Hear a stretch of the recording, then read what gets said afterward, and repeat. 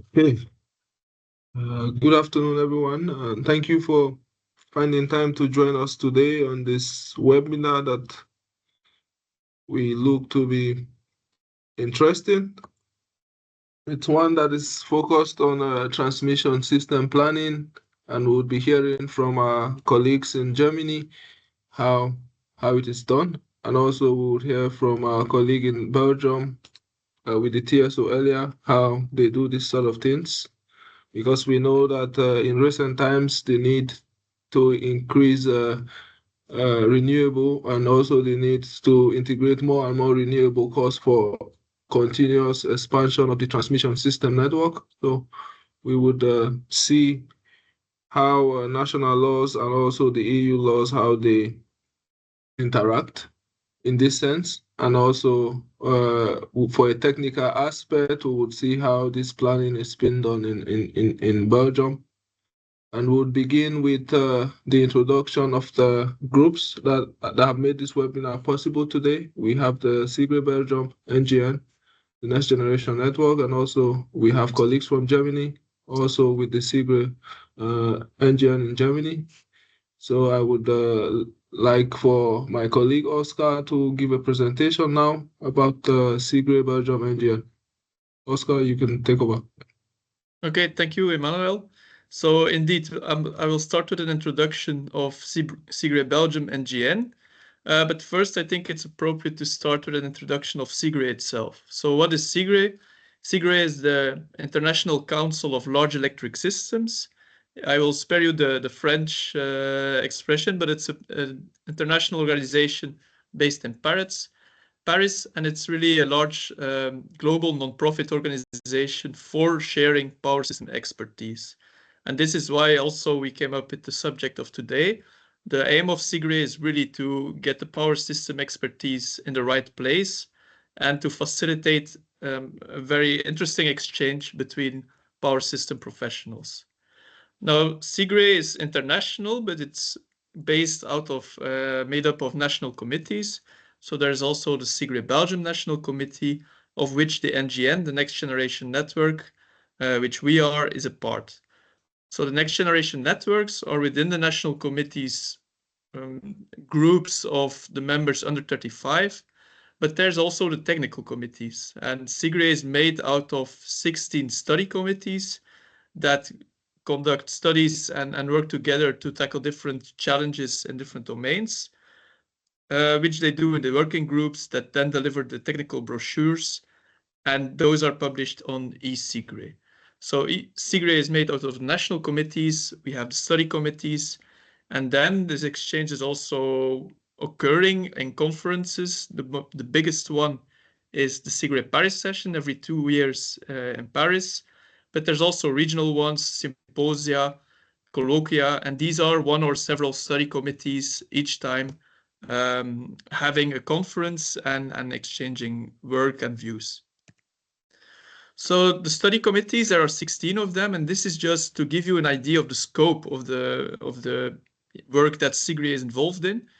The study committees go from very detailed subjects, detailed technical subjects like new materials or transmission and distribution equipment, all the way up to really studies at grid level, electricity markets, regulation, software, digital infrastructure for the grid, etc., etc.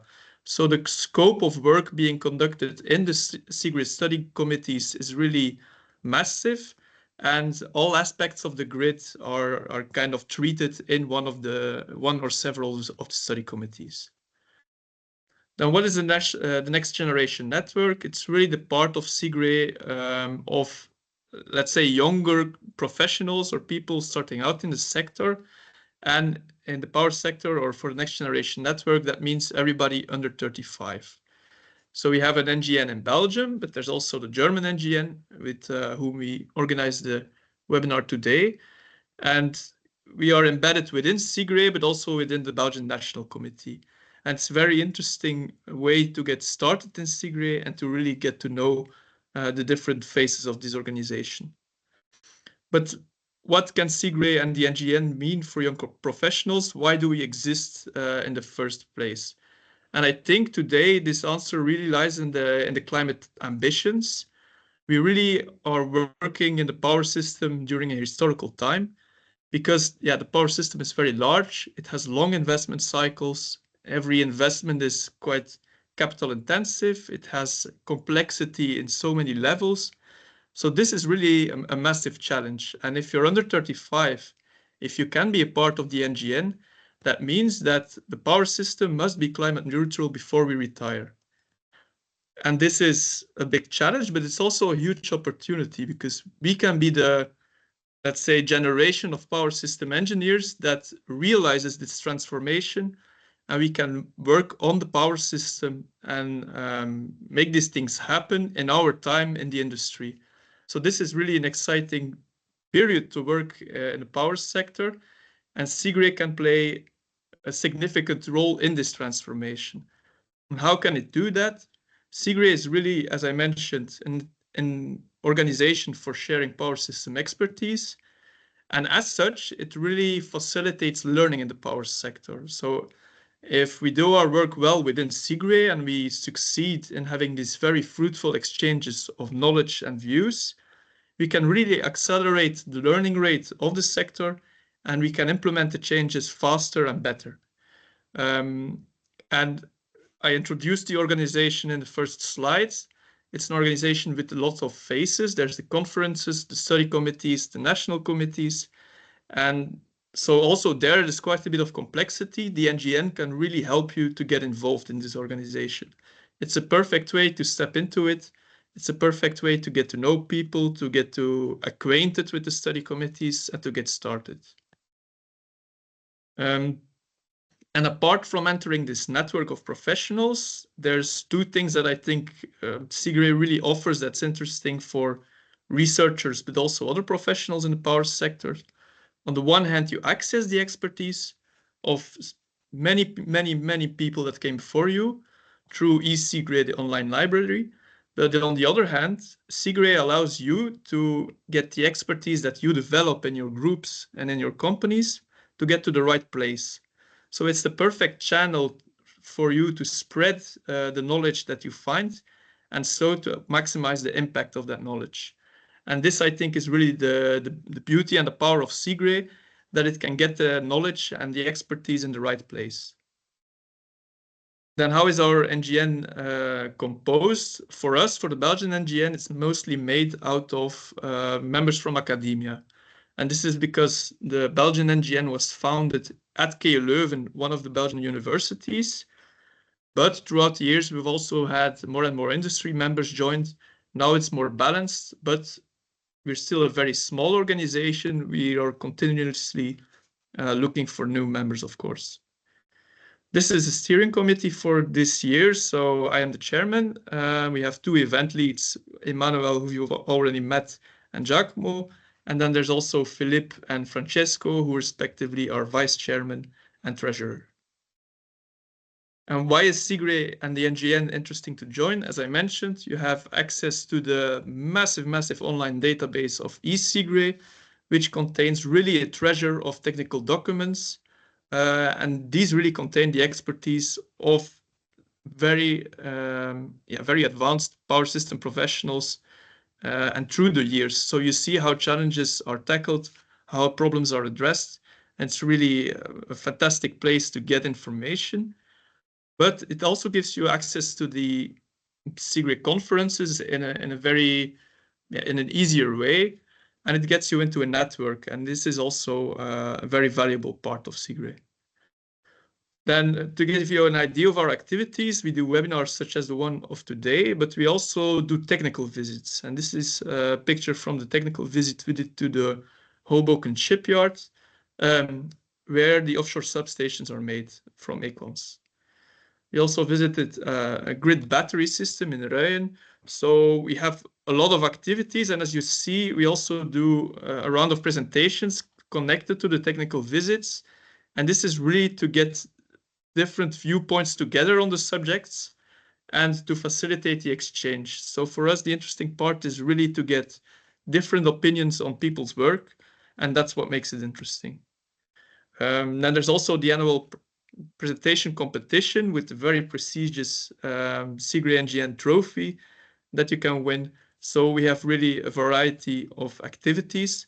And coming up is also a technical visit to Fluvius, the DSO in Mechelen. So the emails for that will be sent tomorrow or a few days later.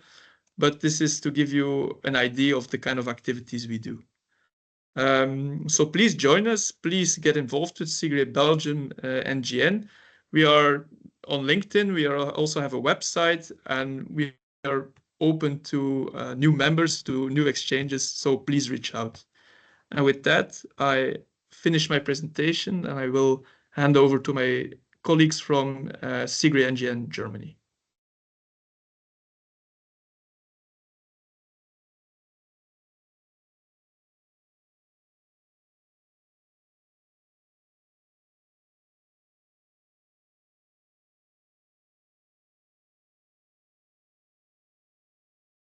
Okay, just as a side note, we would be opening the mics and the cameras after every session to ask questions. I see some hands being raised at the moment, but we would take these questions after the first presentation. Emmanuel, I think Felix Flatter is raising his hand because they are presenting NGN Germany. Okay. Okay. Yeah, I just would let him present shortly.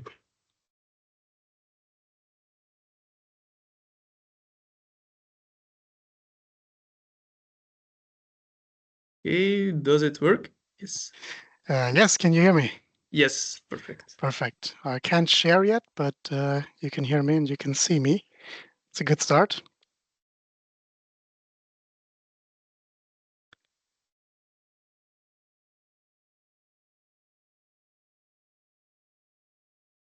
Yeah, just adding, sorry. Yes. All right. So you should be able to see my screen now. Yes. Thank you for the kind introduction, Oscar, and the presentation on the NGN. I will keep it brief to give you an overview of what we do in Germany. So we are a little bit of a bigger group. We have around 500 individual members of 35 and under, mainly because in Germany you are automatically an NGN member when you join CIGRE, and because this is connected to VDE, it happens quite often. So there's quite a large audience that we can reach. What we mainly do is we cooperate with the CIGRE National Committee, with CIRED, and also the German ETG for events, because as most of you know, we have a very strong national organization in electrical engineering, which is the VDE. So it's the CIGRE and NGN in Germany is a little bit of an underdog when it comes to marketing, etc. But we try to get into most of the events. And if you go to ETG Congress or the CIGRE events in Germany, you will almost certainly find us somewhere at the location.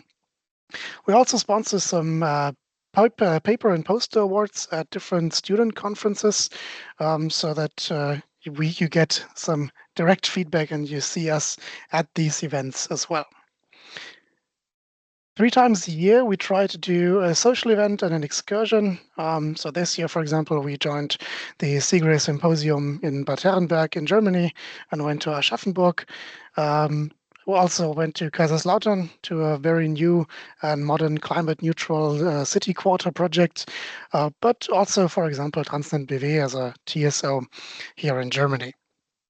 So you should receive these invitations through the newsletter, and it's open to every NGN member and also to people who want to become NGN members. So if you have somebody that you would like to introduce to the community, you can just bring them along. All of these events are, of course, free of charge. We also represent CIGRE NGN Germany at the CIGRE session in Paris, together with colleagues from Belgium and most other nations around the world. Which is always a great experience, especially if it's parallel to, for example, the Special Olympics as it was last year. But you will always also see us at CIGRE symposia around the world, either representing Germany or representing the NGN in general with other nations together. Speaking of the cooperation with other NGNs, of course, we host webinars like this today, but there are also CIGRE and CIRED and also ETG events in the Germany, Austria, Switzerland region, where we join together with our colleagues from these countries to represent CIGRE and to get people involved in CIGRE and try to approach people in person rather than just through newsletters. You can see here a photo from this year's conference in Bonn with our new president. Yeah, last but not least, we have an event coming up in Munich. There's again, Germany, Austria, Switzerland joint event from CIRED on December 1st, and updates or information on that will follow in the next newsletter in October. And in 2026, you can, of course, also meet us at the CIGRE CIRED information event, which is going to be hosted in Dortmund this year. The exact date is not yet determined, but it's going to be in spring 2026. And if you have any questions and want to become a more active member or know somebody who wants to become a more active member, you can contact our chair, Lea Schäfer from Hitachi Energy in Germany. This is her email address. Feel free to reach out also to me during the presentation via the chat or LinkedIn or any other channel, and I can also facilitate contact here. All right, thank you very much, and I'll return to Oscar. Yes, I think we will now switch to Dr. Sproten from Elia. Hello, good afternoon. Do you hear me well? Yes, perfect. I should share my screen now.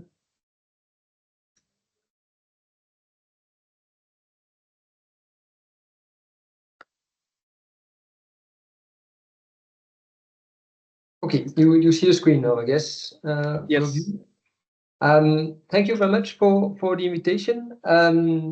I hope it fits the needs of this session. I will speak about the challenge for transmission network planning in Belgium. I will focus more on the technical aspects, knowing that there's another intervention in this seminar, more focused on other aspects. So I'm Jonathan Sproten. I work at Elia, responsible for a team for system planning, who does all the technical studies for the planning of the Belgian power systems, as well as the connection of the grid users who wants to connect to this system. This is a bit the agenda of my presentation, and I propose to go directly through it, starting with a bit of an introduction. As you know, the grid is a key element. Oscar, you just mentioned it, and I can only share your view. This is the great time for us power system engineers. A lot of challenge also, but the grid is seen as a crucial pieces. It's also elaborate in different EU reports where the grid is really a key element to succeed the energy transition. Certainly the reduction of the CO2 emissions and the carbon neutrality grid will be key in this. Of course, not only the grid, renewable energies. I give here the example of offshore, but also other technologies will certainly be needed. And also the grid is key together with the nuclear ambitions. We know in Belgium it's not an easy subject, but there are some trends, and we see where it's going towards. So my point is grid will be key. And if I give a bit of the introduction of a few numbers, here in our latest scenarios, we create scenario for the future of the Belgian power system. You see that we are around 82 terawatt-hours of consumption in Belgium today. We more or less, depending on the scenario, go with a plus 50% increase in the coming 10 years. So this is huge. When you see the trend in the last 15 years on the graph, and you see the trend that we have, so more or less the last 15 years is a bit decreasing. And now in the next 10 years, we will increase by plus 50%. This is the challenge. We don't see a lot of sector where there's a change in the slope that's important. If we detail the left graph in more details, of course, we all know that industry needed to decarbonize its process, switch from some gas-based process to electricity-based process. We have a lot of requests for data centers, as you all know. Transportation can be electric vehicles, but all others will also boom up and have a great impact on the electricity consumptions. Heating, we all know about heat pumps, typically e-boilers. Heating will be also key in this contribution to the increase in consumption. And of course, I mentioned electrification of demand, but also integration of renewables. Indeed, for solar, at least multiply by 2 by 2035, probably. And for onshore wind, you see the trend is also quite impressive, depending on the scenario, of course, but we will increase anyway. Of course, the easy solution for that, and when I say easy, you will see in the rest of the presentation that it's not so easy.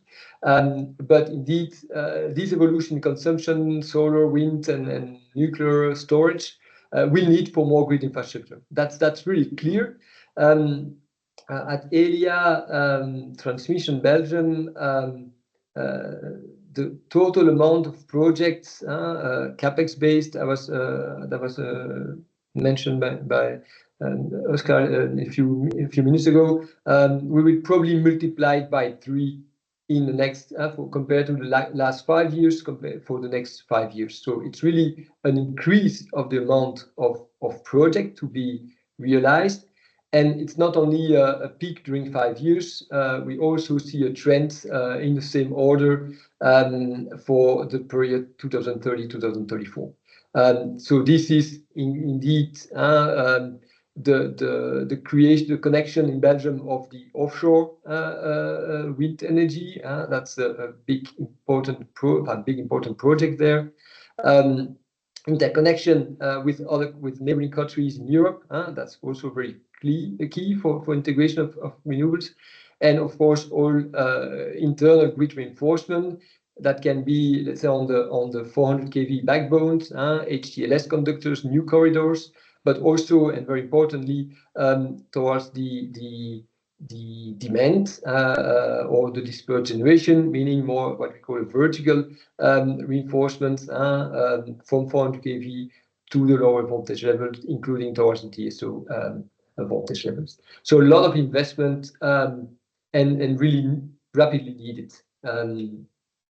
That's in the plan. Is that only for scenarios, or is it coming reality? Of course, at the same time, we have made a proposal for a grid based on scenarios. We see also a lot of connection requests from grid users. So the grid users request the connection to the grid. There are in Belgium 2 processes. First, they ask what we call more orientation studies. So they try to see what could be possibilities to connect to the grids. And then after that, they say they choose an option and they want to go forward with a capacity reservation. And then, of course, later on, a connection contract. We have seen a very huge increase of the number of studies. We're facing about 20 studies in 2020, 2021, 20 studies per year.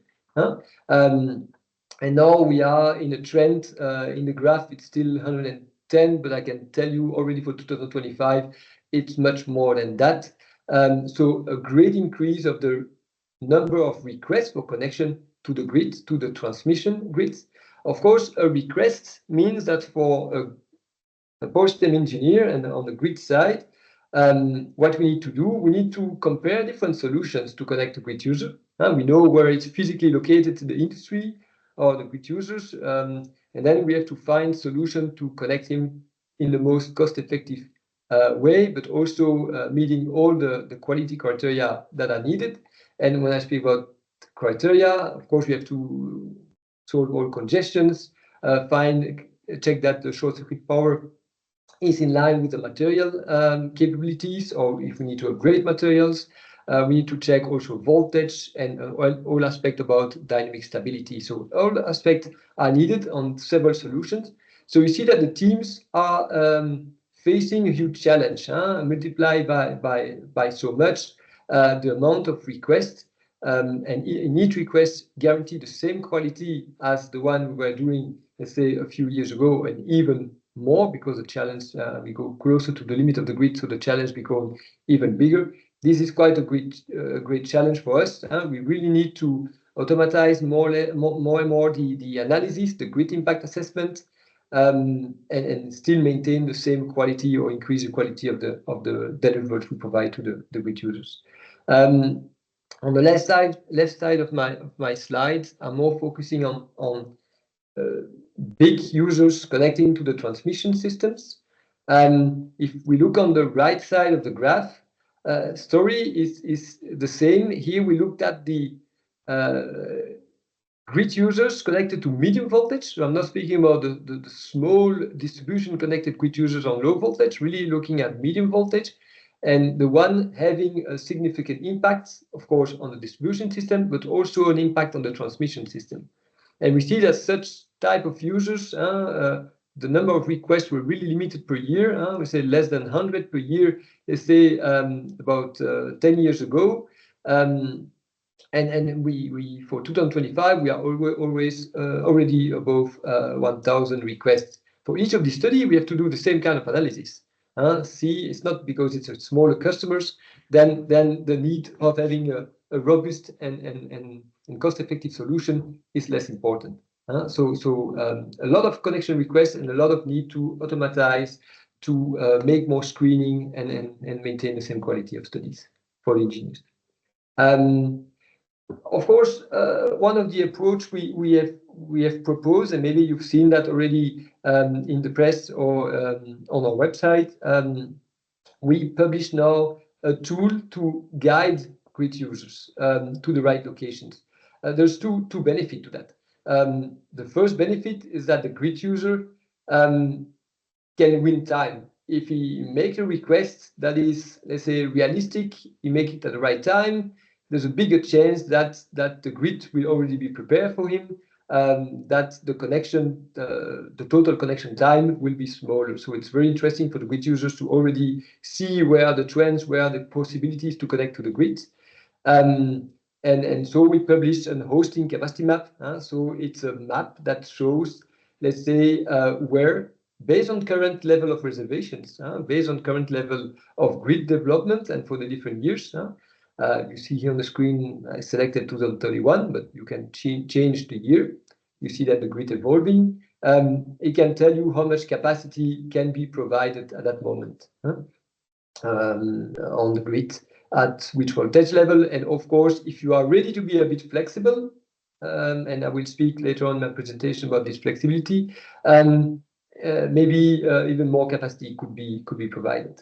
So great benefit for the grid users. He can already win time and try to ask at the right moment. If he sees that 2031 is already a challenge, he needs to ask it now and not wait a few years before, because it'll probably be too late. And second benefit, also from a grid point of view, if we can avoid requests that are unrealistic or that are, and at the end will not lead to concrete realization of the project, of course, it's saving time to dedicate it for the other customers or for the development of the grid. So it's really very effective way. More or less what we can conclude when you see this map, everything is where it's more green. It means that, okay, we have made a scenario. I spoke about scenario, increase of demand, increase of PV, wind, and so on. And we have developed the grids for that expected scenario. So, of course, if you, as grid users, let's say, filled in the scenario. You come at the expected location and expected timing on the grid, of course, will probably be green. Means, okay, we were preparing the grid for you in a scenario. You are coming now. Perfect. We can propose you a connection at that moment. Of course, when you see at some location that is red, is because all of these grid users before you have already done that. So they've already filled in the expected growth that we had. We had developed the grid for them, and you come on top of that. So it's some grid users who come where we didn't anticipate them to come, take into account all the other reservation. And then at that moment, without further grid development, the capacity is not available, or at least should be a bit flexible at that moment. Of course, I will come back to what would be the reason for that. I will come back in a minute. I will just make a few parentheses on behind the hood of these hosting capacity maps. Of course, it's all based on a model of the grid, a detailed model of the grid, where we compute all the flows, all the security analysis in N-1 on our scenarios. And then every month, we update this map, taking into account the latest level of reservation. So if some grid users have already reserved capacity at some nodes, we take them into account in order to see what is still remaining capacity on the grid. And of course, for that, every month we need to update the base flows, taking into account the new grid users. We do that by linearization. We use some linearization principles. And then, of course, we will then see how much can we connect on top of that. And that's the top red part, top orange part, sorry, of my slide, where at that moment we will see which are the bottlenecks, which are, if I increase consumption at some location or generation at some location, which will be the bottleneck. Of course, it's not only compute for one operating point. We need to see all moments of the year for every target year, every future years. And of course, we also base that on the profile of grid users. If we connect wind or PV, if there are bottlenecks for PV during the night, it will probably not block the connection of PV because they don't generate it at that moment. So we take that into account, and then we see how much can we increase the size of the grid user with this given profile in order to be able to accept the grid user.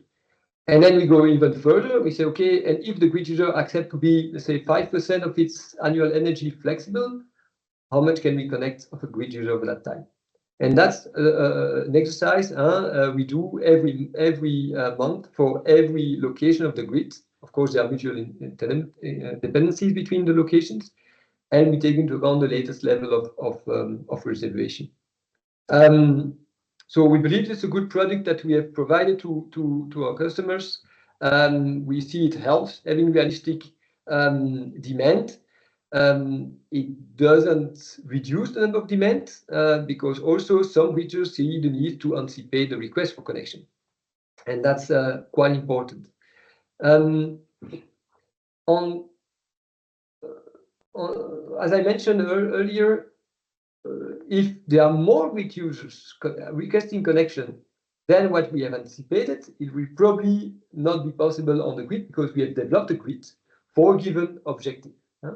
In here we look on the top left of the slide on the different scenarios. So in 2022, when we prepare the development plan, so the plan of infrastructure project we will realize between 2024 and 2034, we were aiming for a total load of Belgium of between 100 and 115 terawatt-hour.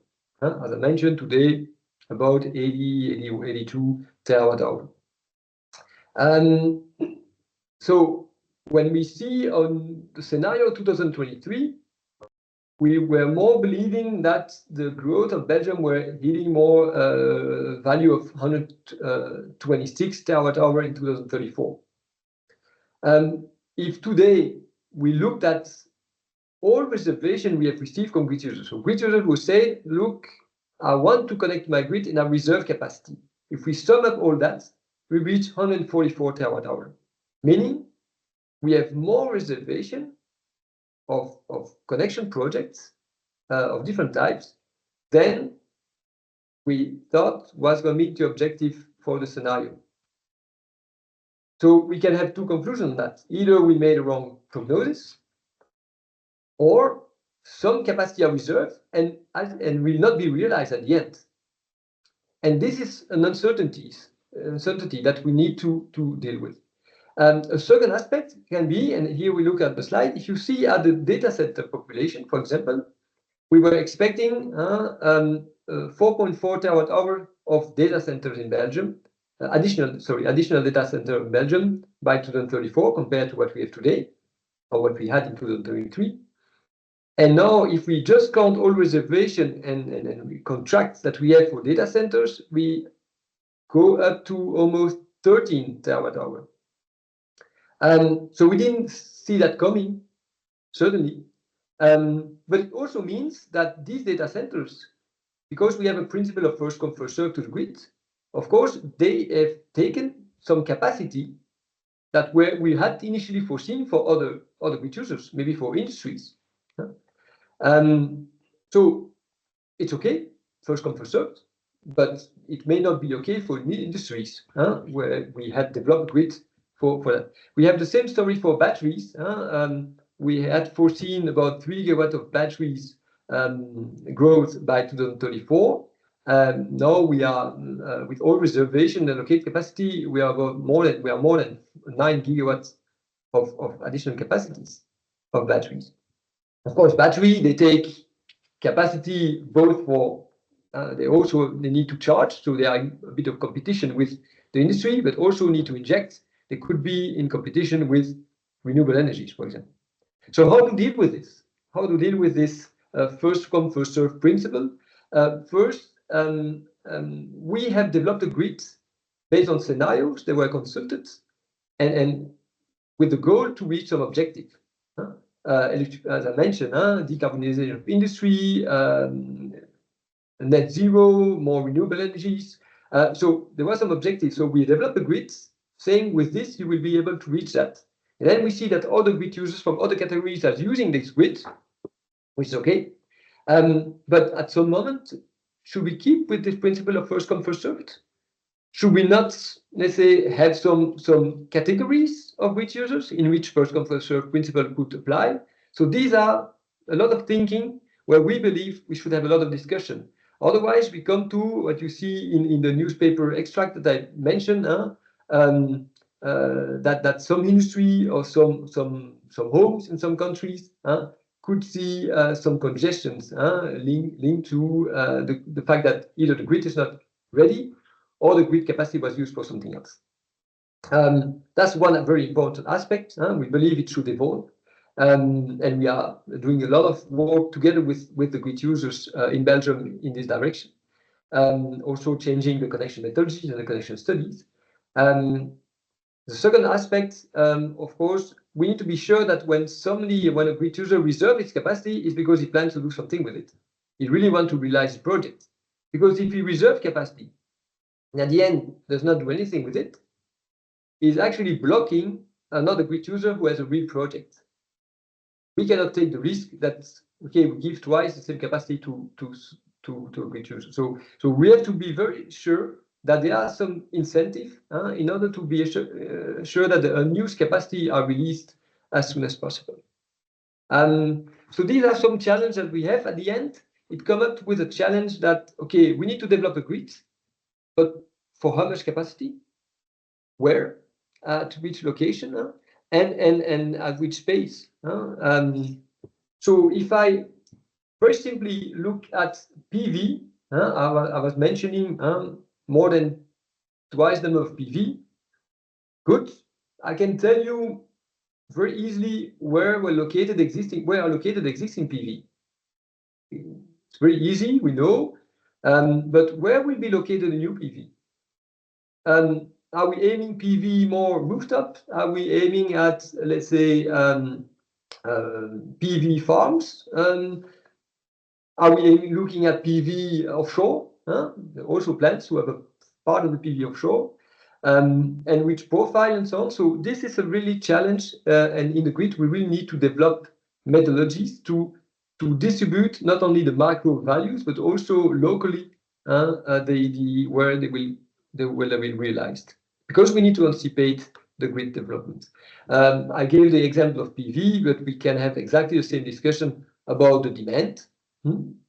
Of course, we have the existing demand. Then we have also, knowing a bit the demand, we know which process can be electrified. We have to have models on that process. So on the grid side, we really need to develop some tools, methods, and we're doing that to have some technology-specific models. So we need to have models to see how cogen in industrial plants will phase out maybe and be replaced by heat pumps, or will be replaced by e-boiler, or will run in parallel depending on the price of electricity. All this evolution need to be anticipated, and probably with scenarios, because we will not have only one reality. And we need to develop the grid for that. So really, risk-based decision making, it's really key, and multi-scenario grid development is really key today, which make all the studies that we did in the past in a more, let's say, easy foreseeable world make it much more complex today. And that's for that there are a lot of challenge, a lot of developments, both mathematical developments, but also in terms of computing time developments, in order to be able to meet these challenges. So the technology specific models and the multi-scenario decision making. If I want to add one more point, and I will maybe make a small bridge with the next presentation, I will not overlap it, at least I hope. So we also have challenge on the realization of the project, realization of infrastructure. And we see two types of challenge. One on the complexity of the project, I will focus on part of it, and one on the market context. If I go on the project complexity, certainly, if I need to do a lot of projects, we need to really understand that in order to build a new line, I probably need to take some existing equipment out of service at the moment I do the work. Which means that at that moment, the grid is more weak. We still need to cover N-1 security. So this creates a lot of challenge in when can we take some elements out in outage in order to plan and to reinforce the grid. A big example, a very easy to understand example, on the 400 kV backbone in Belgium, we are replacing a lot of conductors to high temperature, low sag conductors, which can accept much higher capacity. Of course, if you replace a conductor, it means that at some moment of the time, you need to take out the old one. It means that during a few months, and these outages take a few months, during a few months, you have one line less on your grid, or one conductor less on the grid, which also creates some challenge. And of course, we have some time pressure. We saw the increase of the customers' request. We saw the trend. Of course, we cannot say we do one outage per year at the right moment during the summer break, and that will be fine. No, we really need to do this outage throughout the year, and that becomes a very big challenge also on the side. There are also constraints on public acceptance, constraints on environmental constraints, but I guess the next presenter will a bit more focus on that. It's really true, I support it, but I propose not to go too much in details on that in this presentation. On the market context, between 2022, let's say starting with the war in Ukraine, to what we see today, and I will explain a bit later in the next slide, the shortage of material, there's really challenge, a lot of challenge we have met. Of course, the COVID pandemic, the war in Ukraine, this has led to an increase of the price of electricity, of course, which has directly linked to a price on the products that we need to buy. And typically we have seen an increase from 40 to 100% of the price of the equipment. Of course, when I say multiply by 3 the amount of capex we will spend in the next 5 years, it's not only because we do 3 times more projects, it's also because each project costs much more. On the market capacity, the story I'm telling you here, I guess if you discuss with my German colleagues or you discuss with the French colleagues, everybody will say the same thing probably. It's not only electrification in Belgium, it's not only decarbonization in Belgium. It's something in a lot of countries in Europe, certainly, but also worldwide. Meaning that in order to get the right cable, the cables, the transformers, everything, that all material we need, we are not the only one going to the market saying we want more capacity, we want more capacity. Of course, all TSOs and in the world, in Europe, start to be a bit in competition with each other.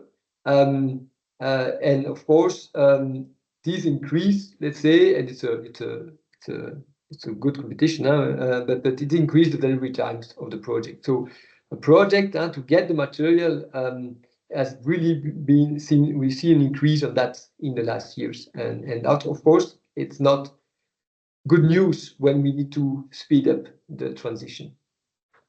Of course, it has also a third aspect. When all the suppliers, they see a huge demand, more than what they can provide, they are tend to choose the project for them, which leads to the lowest risk for the reputation, for the realization. So at some point, we saw that some suppliers were not following the national specification, the technical specification we had for the project. For example, for HVDC converters or HVDC substations, they say, no, we don't do that functionality, we will do the other one. And if it's not okay for you, we have other project we can select. So it's really important that on that aspect, we don't go to a competition between TSOs. We all need a reliable system. We all need, if I give the example of grid forming capability, we all believe that this is a needed technology for the future power system. So we should be very careful that at some point, if we have harmonized requirement, it's easy also for the manufacturer. If the requirement or the specification are the same in every project, of course, they can be more cost effective. And they can prepare more the delivery of the material. So really need to harmonize requirement between TSOs. We do that at European level, but we should continue doing that. So this is quite a technical challenge on that aspect. I will give two examples. This is the investment pipe for HVDC. We're running a bit short on time, so to give the other presentation sufficient time. Yeah, maybe... I'm almost done. Okay. I will skip maybe two examples. I will jump to the last slide. Okay, great. The last Thanks. three slides, if you may. I just want to mention one thing. Of course, grid infrastructure, I say it takes time, but the grid user want to connect as soon as possible, and there's always a gap. Even in the perfect world, there will be always a gap on that. And of course, we believe that flexibility of the grid user will be key to close that gap. I will explain a bit what I mean. Flexibility means that when the congestion will happen or could happen, of course, we need to limit the grid user, not to go above the temporary overloading capability of the element. And of course, for that, we need to preventively reduce in real time the grid user maximum power on the grid. And we should give set point in real time on that. Of course, when the incident happened, we also need within the 15 minutes need to bring the grid user down to bring the line down to a safe limit, and also ask the grid user to further reduce. So this is flexible product that we have developed. And of course, in long-term planning, when we propose a connection solution to the grid user, we need to foresee how much flexibility will be needed in energy, in power, so that the grid user can make his business case. In short, and that's my last slide, in short, during the connection process, we have a trade-off between the grid user wants a robust connection, he has to wait for the grid reinforcement, or he can connect earlier, and during a temporary period, he receives, let's say, a flexible connection, where he has also the incentive to go at the right place, because the cost of flexibility is for him. So he has the incentive to go at the right place, but also he has a benefit to be able to connect earlier if he's a bit flexible. The question we could ask ourselves, why should this be only a temporary solution?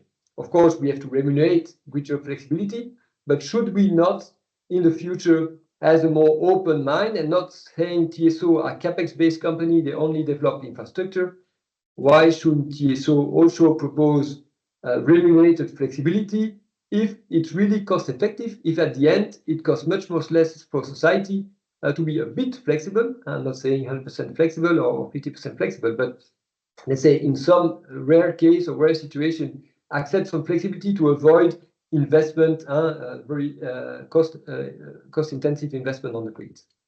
So these were a bit the challenge I've highlighted. Sorry for the time. I hope it was still clear for you. I will probably not repeat the conclusion, but I guess you got the main points. So thank you very much. Thank you very much, Dr. Jonathan. And now we would take the presentation from our colleagues in Germany.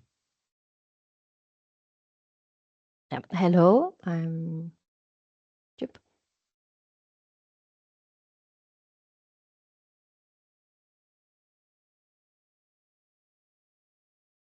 So can you see the slides? Yes. Perfect. So we are talking about the legal and procedural challenges in German transmission network planning. First, shortly about ourselves. We are the ICAM, the Institute for Climate Protection, Energy and Mobility. We are a non-profit association and independent research institute and are doing interdisciplinary climate research and are focused mainly on reduction of emissions and expansion of renewable energies. We are mainly 4 research areas. So we are the Energy and Law and Mobility Department, and we are doing Climate and Innovation and Research Academy. And my colleague Simon and I, we are members of the Energy Law Department. So we are lawyers and work here. So our services at a glance, you see we are doing several things, for example, climate protection and energy workshops. But in the energy law team, we are mainly doing legal studies and legal design. We are always happy to have new projects as well here. And this is how we came here as well, because in our project, we were working with members from CIGRE. So now what we are talking about today, first we give you a little introduction to SuedLink project. I will talk to you about you shortly what this is exactly. Then we give you a little introduction to European and German planning and approval law. And then we focus on the focus areas. Simon is talking about that with you. And then we go to the conclusion and outlook. So first to SuedLink, that is a route for high voltage direct current transmission lines as part of the Federal Republic of Germany's electricity network development plan. And you can see it here in the left corner of the slide where it is running or supposed to run. It's from all northern Germany to southern Germany. You can see the German map in the bottom left corner. Yeah, so it's really long. It's about 700 kilometers long, and it crosses 6 federal states of Germany, and then it ends in the 2 southern states, so in Bavaria and in Baden-Württemberg. Yeah, and it's planned by 2 of the transmission system operators in Germany, by TenneT and Transnet BW. And to tell you already, in general, we have 4 transmission system operators in Germany. So, and SuedLink was supposed to be finished by 2022. Then it was rescheduled to 2026, and now it's supposed to be finished by end of 2028. So it's rescheduled quite a bit. And the reasons for that, there are several reasons, but one of the main reasons is the lengthy planning and approval procedures. So there were a lot of citizen protests and discussions about it. Environmental assessments took really long, and there are property rights affected. So as the power cables run through properties and fields, for example.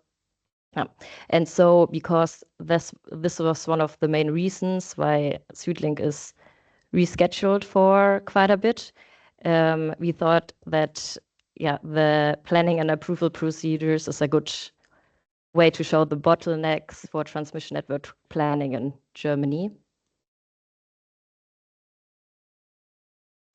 And to look at first at the European framework, because this has a bit of an influence in the national law.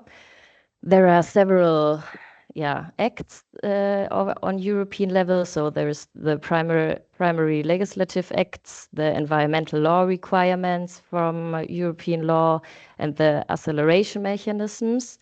But these are all pretty general and not specific. And the specific details, like how it is, how the planning and approval process is going. So the main part is at the national discretion level. So there we can determine the planning procedures and timelines, the environmental assessment methods, the public participation formats, and the spatial planning integration. This is all, up to national discretion. And that's why now we have a look at the German the German legal framework for the approval process. It is pretty, the grid expansion is pretty complex, and there is many to consider and to plan, and this is why there are several steps which are to procedure. So it starts with the network development plan, then it goes to the federal requirements plan, to the sectoral plan, and afterwards to the planning approval. So the steps are at the beginning more general, and they get more and more concrete to a specific project. So, and now we have a look at the steps, what is done there exactly.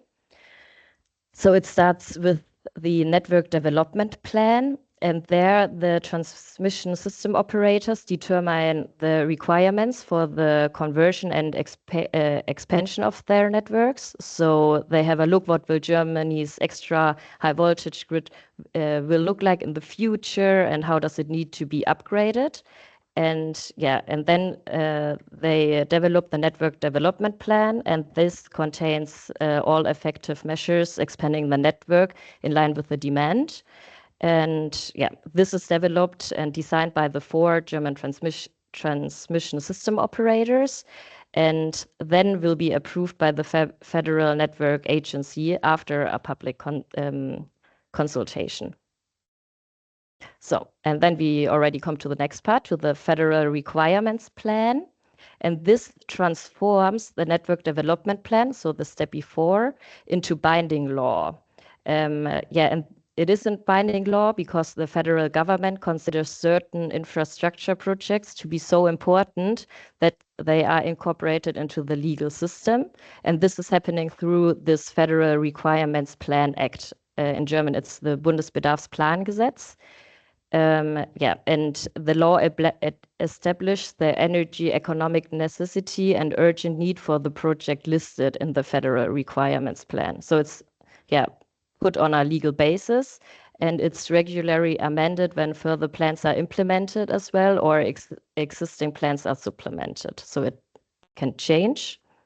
So, and these were the 2 steps where a new power line should run from, and to where it is supposed to run. So the more general steps. And now we have a look or specifying how the line will run between these 2 points, so the starting and the end point. These 2 steps are used for, the 2 last steps. So the federal sectoral plan, it implements the federal requirement plan, so the step before again. And the federal requirement plan only specifies the federal government which lines should be built, so the start and destination, how I said. And now we have a look at where the lines should run exactly. And the responsible transmission system operators propose again, or propose here a route corridor within which the future power lines are supposed to run. And the decision is then on the corridor is made by the Federal Network Agency again.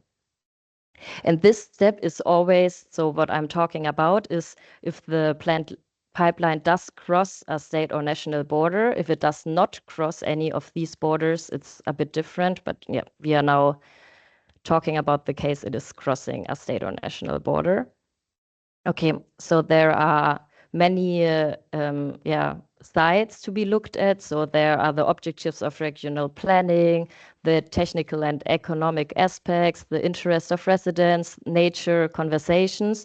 So there's a sheer number of legal conflicts that the infrastructure planning entails, and all of these interests have to be balanced and weighted against each other.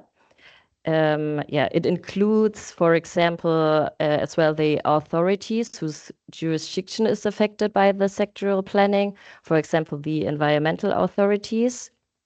And then there are discussions, meetings, everything is discussed with all the parties involved. Part of this is as well the spatial impact assessment and the strategic environmental assessment. And then here a law is existing as well, the NABEC. It's the Grid Expansion Acceleration Act Transmission Grid. And this identifies potential conflicts within the subsequent planning approval process in advance so that they can be taken into account from the outset when selecting the routes. So it's just taking it a bit on this stage. And this, like the federal sector plan, is not legally binding externally, not like the federal requirements plan before, that was legally binding externally. This federal sectoral plan merely anticipates individual decisions from the subsequent planning approval process, and it binds the administration and the planning approval process afterwards. But it's not legally binding externally. And it prevents states as well from making deviating decisions. So, and then we come to the last step, to the planning approval. There, the corridor determined in the federal sectoral planning forms the basis of the planning approval, and the procedural steps are again similar as for the federal sectoral planning. And it's a bit like a building permit. So the planning approval decision specifies all the important details of the future extra high voltage power line. And here the transmission system operators again consider several alternative route options, and it is discussed publicity and assessed. The environmental compatibility is again assessed. So it's really similar again to the step before. And any potential conflicts are again weighed against each others. And in the end, there is a planning approval decision with a route that promises the least impact on the people and environment. And that's then the last step we have here. And now I give to Simon, who's talking with us about more concrete steps inside. All right, thank you. Let me take control. All right, I want to continue with some focus areas and most of the time focusing on how to balance the required examination steps, especially the environmental impact assessment and public participation that Leonie already mentioned, and how to balance that with the need for acceleration. If we learn one thing from the steps before, Leonie already mentioned, it's that it's a really long process from planning to approval. So SuedLink took from 2014 till now, so it's important to at least accelerate parts of these processes, and that could be done when looking at the environmental impact assessment and the public participation framework. And I want to show how the German lawmakers and project leads try to reach this balance. Starting with the environmental impact assessment, we have to differentiate between two different environmental impact assessments. We have the EIA, the environmental impact assessment itself, and the strategic environmental assessment, SEA. They're pretty similar. They're both designed to determine the potential impacts of major infrastructure projects on people and the environment. The difference is when they are set in the process. So the EIA is carried out for specific projects at the approval level, and the SEA is one step ahead. So it starts before, it's already applied at the planning stage of plans and programs. So one thing that has already been impacts that have been assessed in the SEA don't need to be assessed in the EIA, but they're pretty similar. It's just depending on which stage of the process we are in. I now want to focus on the environmental impact assessment and give some more information or details about that. This is the field where you gather comprehensive data. The project leads do that about the planned project effects on the environmental assets. Those can be any environmental assets, for example, the air, water, soil, nature, and biodiversity.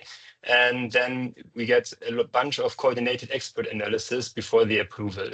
This is really important for the general approval. The EIA is integrated within this overall approval process. And therefore, without an EIA, there's not an approval in the end. When we look at the regulatory foundations, especially in Germany, we see that it's rooted in both the national law and the European law that's underlying. The national law is an implementation of this EU EIA directive, and Germany decided to implement it nationally and says the impact assessment is triggered for projects that might have significant adverse effects on the environment. I will come to the conditions on that in a second. And also it's mandatory for transnational and cross-border extra high voltage power lines. So as you could already figure out, it's especially important for transmission network planning. When we check, like I already said, the criteria, transmission network planning, especially SuedLink, ticks basically all the boxes. The scale of impact is potentially really big. So the transmission network planning affects air, water, soil, biodiversity, just to name a few. The size of the project also matters, and you can't get much bigger than the SuedLink project, for example. The potential of long-lasting irreversible consequences is also something to consider in the public interest, and transmission network planning, especially SuedLink, basically ticks all the right boxes. The environmental impact assessment itself is as important as it is also a critical hurdle for big energy projects, since it's really time and cost intense. The examinations take long and sometimes many years long, depending on what people find during this assessment. And then the authorities need to include the results in their permits, either restrict them or alternate the route evaluation, for example, or even if nothing could be figured out, terminate the whole project itself. So there's a lot of adaptation that has to be done, and a failure to carry out the proper EIA procedure might render in a permit that is illegal and could later be challenged in court. The lawmakers tried to accelerate this, especially in the last years, and also in the SuedLink project. And especially through digital procedures, bundled reviews, and centralized responsibilities and shorter deadlines, just to name a few. And I could give some examples using the SuedLink project again.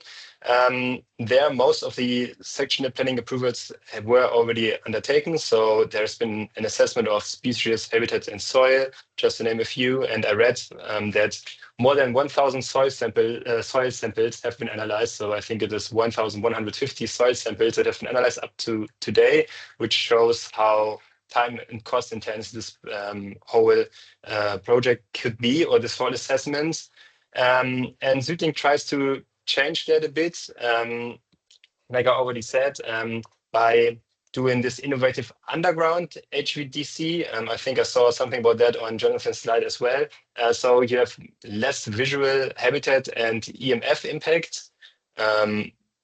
So it's basically less invasive than the classical approach. And what it also did, it was a digital stakeholder and public participation and bundled reviews. So by doing digital procedures and bundled reviews, you try to scrape off some of that time that is usually taken for the environmental impact assessment, which is still a long process. SuedLink shows this, and is not the perfect example for that since it has been prolonged several times. But here you can see some approaches that are taken by lawmakers and project makers to accelerate this process.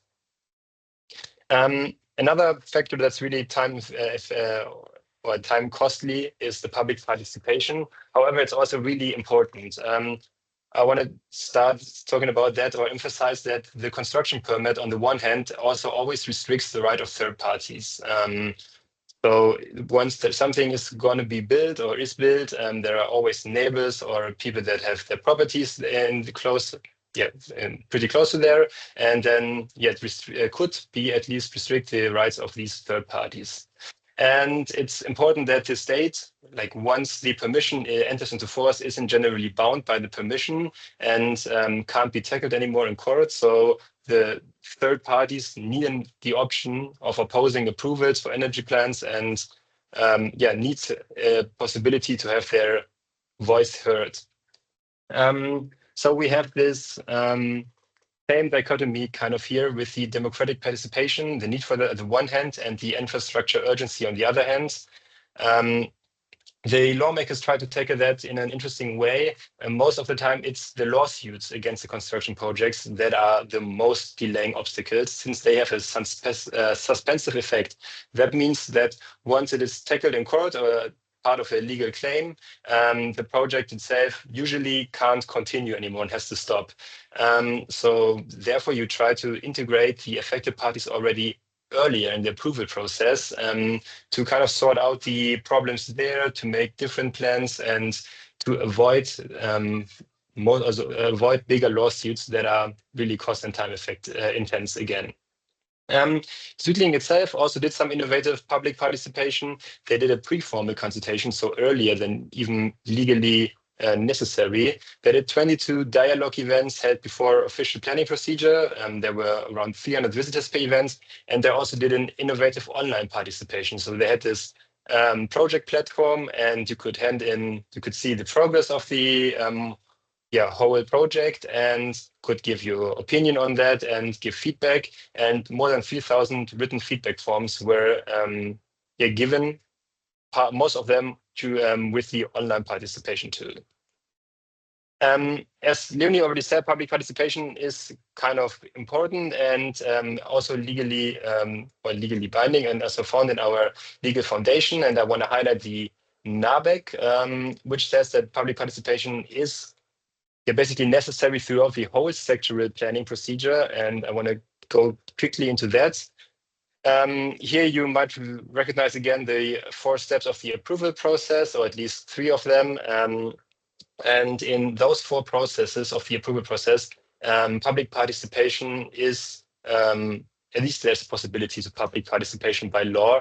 However, it's differently weighed. In the first 2 steps, you are more on the abstract planning level, and there's this general public participation. So the public can give their opinion, it can be heard, and it has to be taken into account too, but it's more on the strategical side, and there are no direct legal consequences from that. However, at a later stage, when we come to the federal sector planning and the planning approval of the respective project, a participation is very much necessary if you as a third party want to invoke your rights later on. Otherwise, there's this risk of preclusion. That's it's similar to a wedding. You either have to say you have to talk now or remain silent forever. I can show that in the next slide. This gives the structure of an approval process. So first of all, there's this Publication Act. That means we have a public announcement and the public display of the procedural documents. So for a project like SuedLink, for example, the internet and newspapers, there are going to be a lot of public announcements, and then there's this possibility, most of the time it's 1 month, to raise objections. Depending on the project, it can be longer. And if you don't invoke already your objections in this part, there's a risk of preclusion. So everything you don't say there, you can only invoke new facts afterwards. These objections have to be taken into consideration by the agency when enacting the administrative act. This could be the planning approval decision. And after that, you have 1 month. Otherwise, it's legally binding, as I already said, and then there's not much you can do about it anymore. But during this 1 month, you have the possibility to take legal action during this period. You either go to court or you have an objection, depending on what the law states. But here, direct involvement is required. So this preclusion already says how important it is, or how the lawmakers try to approach or make the participation at an early stage. So to avoid legal claims and to go to court, because otherwise, because of this suspensive effect of the claims, there's going to be long-lasting court hearings. So yeah, this part is the lawmakers try to avoid this part. Let's say like this. Last but not least, I want to mention some key acceleration efforts. I put the most important national acceleration efforts here, just to show you that the lawmakers see the acceleration needs. And when I look at the time, I might have to accelerate myself, but only pick a few. And so I want to maybe talk about the NAVIC amendment from 2019, which especially accelerates the expansion of extra high voltage power lines. Yeah, most importantly here, there was a complete new application procedure, and all documents are now submitted digitally at once in the beginning. And this whole transition to a digital procedure is supposed to make at least the administrative part a lot faster. And what is also quite interesting is here, there's the possibility to enable the early start of the construction even before the approval of the entire route. That means even if not the entire route itself has been approved, there's the possibility to have this provisional possibility to start the construction. Obviously, if there's you go on the foresight and see if there's something to be expected, but if not, you could start before you have the full approval, which could accelerate in theory quite a lot. Last but not least, I want to talk about the Investment Acceleration Act. It aims to make planning and approval procedures for large infrastructure projects, for example, wind turbines, faster and more efficient. And what is quite interesting is that the court proceedings are modified here and shortened. So again, the lawmakers want to avoid long court hearings and court proceedings. And now they are giving the proceedings to a higher administrative court. So you go one step higher to the district courts, for example, like one step above. And in the first instance, they are now at this higher courts, and this allows the judges to be more deployed and more flexible, and to have shortened court proceedings. Also quite important is for important infrastructure projects, the suspensive effect that I already talked about of appeals and lawsuits is often waived. So the construction can begin and continue, although there are certain claims in court. Yeah, this should give a brief overview. The core problem remains, although there are certain approaches, but we still have the problem of how to consider environmental and participation rights thoroughly while not delaying the process indefinitely. So we have the participation and environmental rights versus the infrastructure urgency and the need for acceleration. SuedLink, SuedLink's methodology could influence the German standards here, especially with the underground HVDC projects and the innovative participation tool, which is completely online, and the pre-formal consultation, and maybe also being a role model for the European grid expansion. And yeah, if we look at the outlook on SuedLink, right now 13 or 15 sections have been approved. So it might actually be feasible to finish the project by 2028, although limited remaining legal risks still remain.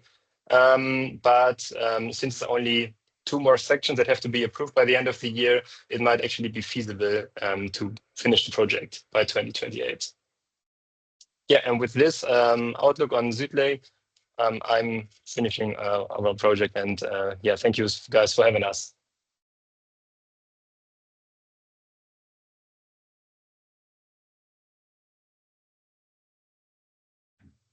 Okay, thank you very much, Simon and Leone. Thank you for the great presentation. Also to Jonathan, thank you for your presentation. Now the mics are turned on now for questions. We would take questions from our listeners for the next 5 minutes, and then we can close the webinar.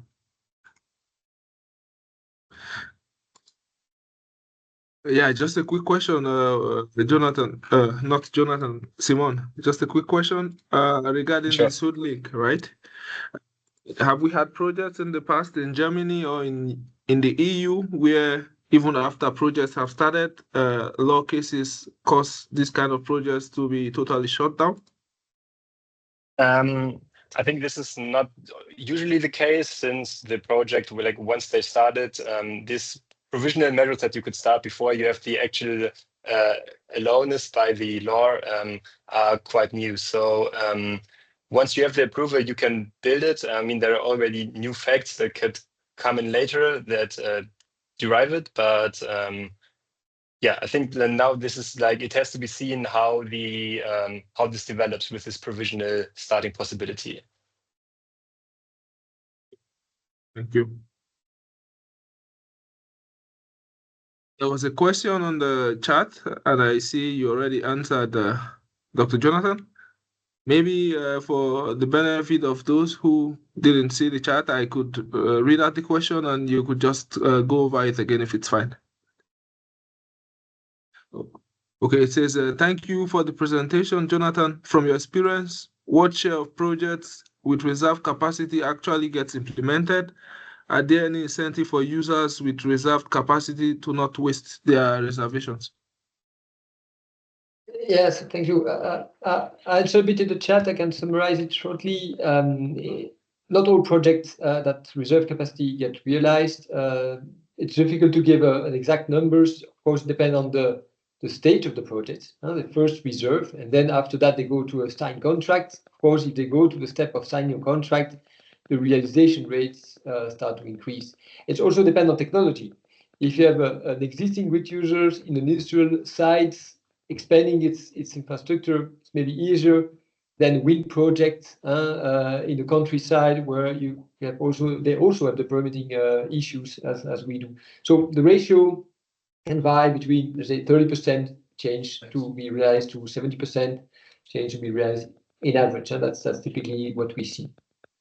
Okay, thank you. And then we have Tito and Dalome raising their hand. I think you can unmute your mic to ask your question.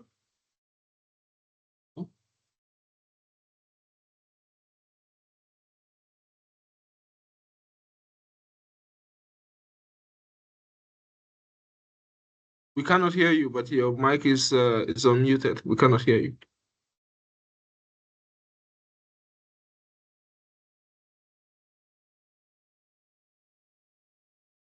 Okay, maybe you could drop the message on the chat and then we can read it out.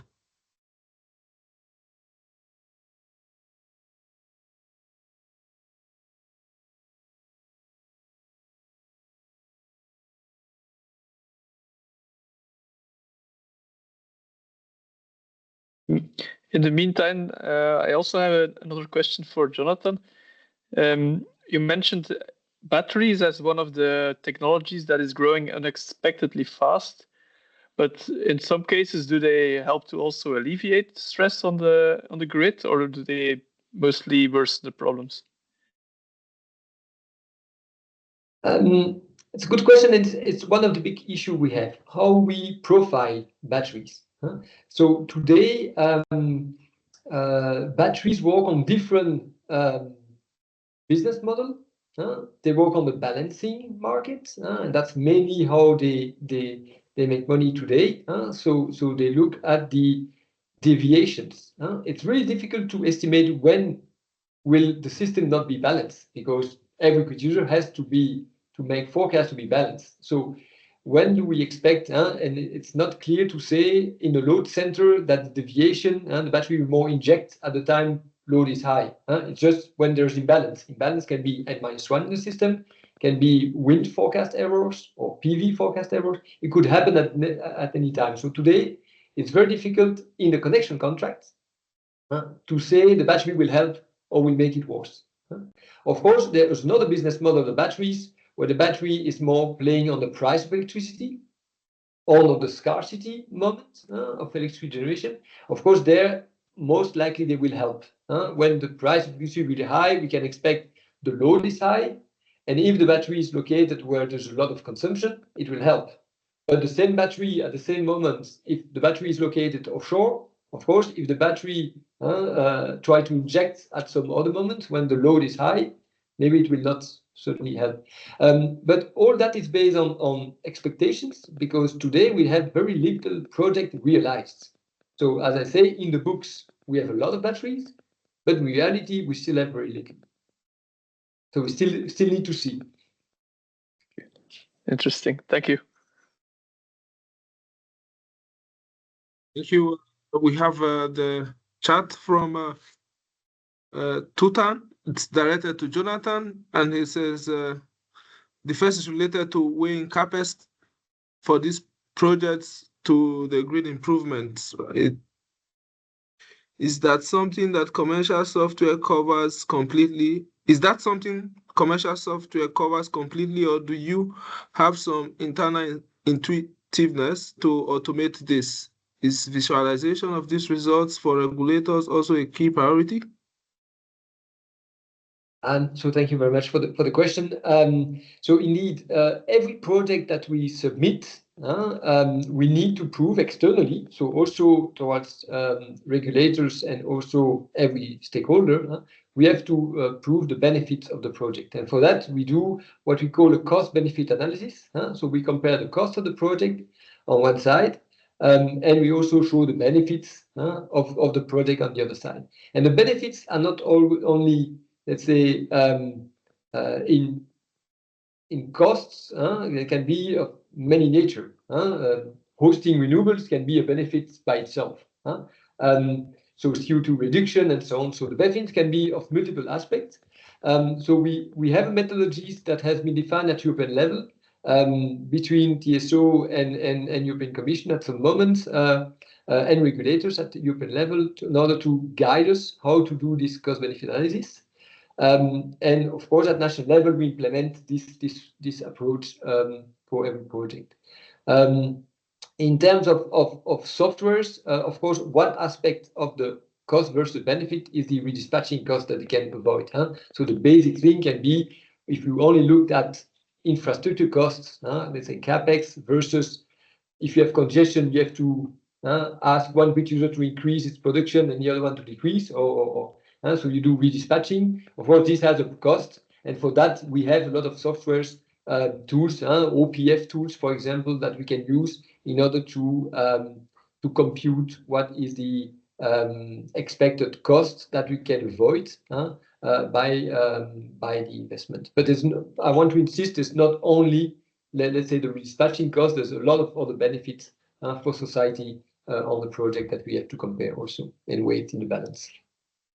Okay, thank you. There's also a second question from him. He says, I know Elia has some initiatives on non-linear power flows.